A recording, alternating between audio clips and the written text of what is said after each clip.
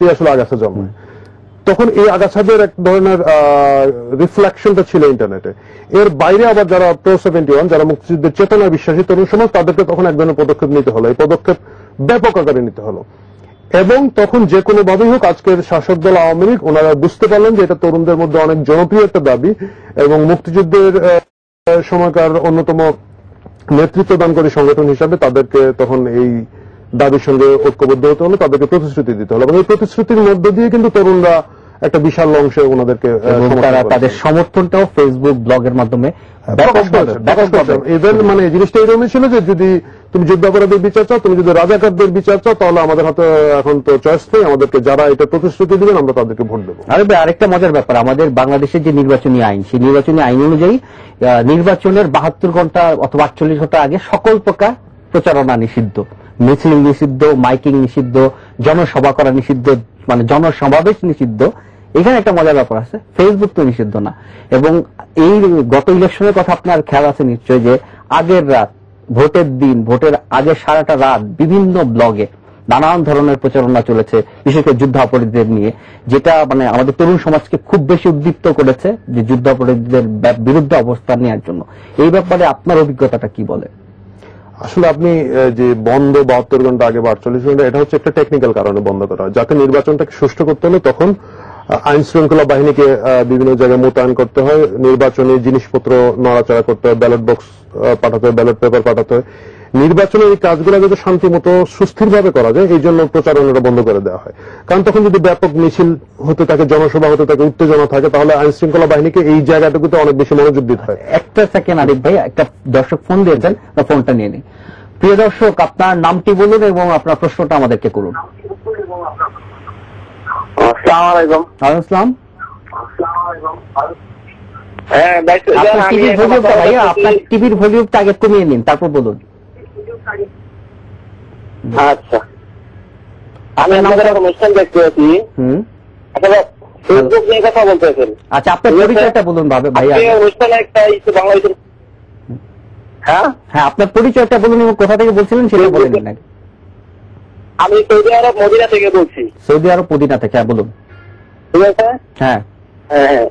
তো আপনারা ফেসবুক নিয়ে আলোচনা করতেছেন যে ফেসবুকের মধ্যে যে আজকে একটা দেখানো হইলো বাংলাদেশের মধ্যে যে লোকটা সাগররুনির হত্যা বিষয়ে তিনি ফেসবুকে যেসব নামগুলো দিয়েছে, ঠিক আছে, তার নাম নাকি বর্তমান সরকারের উপর থেকে বাংলাদেশের নিয়ে থেকে মামলা হবে।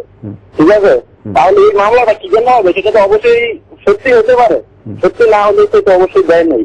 ঠিক আছে, তো আপনারা যে এই যে সাগররুনির হত্যাটা যে যদি এখানে সত্যি হয়ে থাকে তাহলে কি জন্য সরকার মামলা করবে? ঠিক আছে। আর দ্বিতীয়ত কথা হইলো যে স্বরাষ্ট্রমন্ত্রী আর স্বরাষ্ট্র প্রতিমন্ত্রী এবং আইন প্রতিমন্ত্রী এটা যদি আমাদের আপনাদের অনুষ্ঠানটা দেখে বা এটা তারা শোনে, ঠিক আছে, তাহলে তাদের কি একটাই উদ্দেশ্য যে বিএনপি যেই কোনো যে অনুষ্ঠান করুক, সমাবেশ করুক, যেই কোনো সমাবেশ করুক, তাদেরকে একটাই উদ্দেশ্য যে যুদ্ধ অপরাধী, যুদ্ধ অপরাধী, তাদেরকে এই ছাড়া অন্য কোনো ইস্যু কি তাদের মধ্যে নাই নাকি? তাদের দলে কি কোনো যুদ্ধ অপরাধী আগে পর্যন্ত নাই নাকি? আরে আপনি এই ব্যাপারে কিছু বলতে চান? সৌদি আরব থেকে যে ভাইটি বলেন, আমি আসলে নিউজটি দেখি নাই, তবে এই ধরনের একটি প্রচারণা আমাদেরও চোখে ফেসবুকে, যেটা হচ্ছে সাগররুনির হত্যাকাণ্ডের উপরে কোনো ব্যক্তি বিশেষকে দায়ী করে বা কেউ কেউ অমুককে দায়ী করে তমুককে করছেন। এটার বিরুদ্ধে যদি মামলা হয় এটাকে আপনি উড়িয়ে দিতে পারেন না। কারণ হচ্ছে আপনি দেখবেন যারা এই প্রচারণাটা চালাচ্ছেন তাদের কোনো নাম ঠিকানা নেই। আপনাকে যখন কথা বলতে হবে কোথাও, আপনি যখন কাউকে অভিযুক্ত করবেন, আপনাকে তখন দায়িত্ব নিয়ে এই কথাটা বলতে হবে।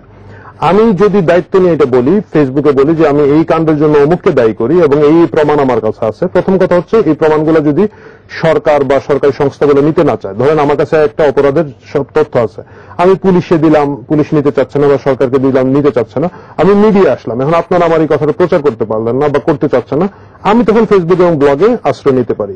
আমাকে প্রমাণ সহ কথা বলতে হবে। আমি একটা বেনামে বলে ফেললাম অমুক দায়ী, তমুক এই করেছেন, তমুক গোপনে করে ফেলেছেন, সেটা এটা হত্যাকাণ্ড বা যে কোনো জিনিস, এটা মানুষকে বিভ্রান্ত করা এবং এই গুজব রটানো, এবং গুজব রটানোটা আসলে এইটাকে বন্ধ করার জন্য যদি সরকার কোনো পদক্ষেপ নিয়ে থাকেন, নিতে পারেন। এবং ফেসবুক যারা ব্যবহার করেন, যারা ফেসবুকে রাজনৈতিক স্ট্যাটাস দেন বা কোনো বিষয়ে তথ্য দেন, তাদের নিজেদের মধ্যে এক ধরনের মানে সেলফ সেন্সরশিপের দরকার আছে। আমি যা খুশি তাই বলতে পারি না, প্রমাণ ছাড়া বলতে পারি না, মতামত প্রকাশ করতে পারি না। মতামত প্রমাণ করুন, মতামত দিতে পারি আমার যে কোনো রাজনৈতিক জায়গাতে, কিন্তু আপনি যে কোনো জায়গায় হুট করে একটা কথা বলবেন, প্রকাশ্যে যে মানুষের সামনে বলবেন, এই কথার অবশ্যই দায়িত্বটা আপনাকে নিতে হবে। এবং এই দায়িত্বটা যেমন পত্রিকার ক্ষেত্রে আমরা দেখি কেউ একজন সম্পাদনা করে দেন, 3টা হাত ঘুরে তারপর সেটা প্রকাশিত হয়। ফেসবুকে হচ্ছে আপনি যা লিখলেন সেটা সরাসরি প্রকাশ করে ফেললেন, এবং এর অনেক মিসইউজও আছে। আজকে যিনি দর্শক ফোন দিলেন তার কথা থেকেই আমরা অনেকখানি বুঝতে পারলাম। এই বিষয়ে আপনার কি মনে হয় যে ফেসবুকে যদি এরকম মিসইউজ মানে প্রচুর হয়, তাহলে কি আমাদের ফেসবুকে একটা স্ট্যাটাসের ব্যাপারে বিশ্বাসযোগ্যতা কি কমে যাবে কিনা, বা মানে ফেসবুকের বাসিন্দারা ক্ষতিগ্রস্ত হবে কিনা? বিষয়টা হচ্ছে কি, বিশ্বাসযোগ্যতা আপনাকে অর্জন করতে হবে। আপনি এখন সব এটা মিডিয়ার মধ্যে আছে, আপনি একটা পত্রিকার খবর খুব বেশি বিশ্বাস করেন, একটা পত্রিকার খবর বেশি বিশ্বাস করেন না। তো এটা তো ফেসবুকে হবে এবং যে কোনো মিডিয়া হবে। আপনি একটা রেডিও স্টেশন বা একটা টেলিভিশন চ্যানেলের এদের খবরটা বেশি বিশ্বাস করেন, অন্যদের খবরটা বেশি বিশ্বাস করেন না। কারণ আপনি জানেন এরা হয়তো পলিটিক্যালি বায়াসড, এরা হয়তো ব্যবসায়িক কারণে বায়াসড, এরা হয়তো বিভিন্ন আন্তর্জাতিক চাপের কারণে বায়াসড হতে পারে। এই জিনিসটা কিন্তু পরিষ্কার হয়ে যায়। আমাদের একটা ধারণা হচ্ছে যারা খবরের ভোক্তা বা যারা ইনফরমেশন গুলো নেন, আমরা যারা সাধারণ জনগণ, আমরা কিন্তু বোকা। আমরা কিন্তু বোকা না। আপনি মিডিয়া যাই দিবেন আমি সেটা নিব না। এটা এই ধরনের বিষয়। আমরা এই বিষয়ে আরেকটু আলোচনা করবো। আরেকটা ছোট্ট ফোন নিয়ে নেই। হ্যাঁ, প্রিয় দর্শক, আপনার নামটি বলুন এবং আপনার প্রশ্নটি করুন। জি ভাই, আমি ডক্টর আব্দুল মামুন খান বলছি। হ্যাঁ বলুন ভাই। প্রথমে আমি একজন বীর মুক্তিযোদ্ধার সন্তান। বাবা মারা গেছেন 20 বছর আগে। আমি জীবনে কখনো কোনদিন রাজনীতি করে নাই, কোন দলে যোগ দিনে আজ পর্যন্ত। কিন্তু এখন আমি সরকারি পোস্টে চাকরি করছি। কিন্তু একটা জিনিস যেটা আমি দেখতেছি যে প্রতিটা আমাদের বর্তমান আসলে আমাদের সমাজ, যুব সমাজ, এটা হচ্ছে মানে দেশের ভান্ডারি, তাদের উপর দেশটা চলবে।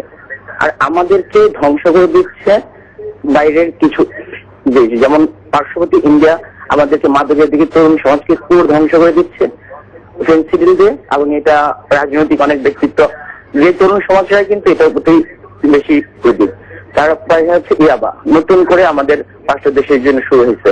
এটা আসতেছে বার্মার দেশ থেকে। মানে দুইটা দেশ আমাদের উপরে তরুণ সমাজকে আমাদেরকে ধ্বংস করে দিচ্ছে। আসলে জানতে চাচ্ছি যে ভাই একটাকে বললো যে তরুণ সমাজরা যে এদেশে মানে আমরা একটা খুব করে একটা স্বাধীন গণতন্ত্র রাষ্ট্র প্রতিষ্ঠা করা, আসলে কি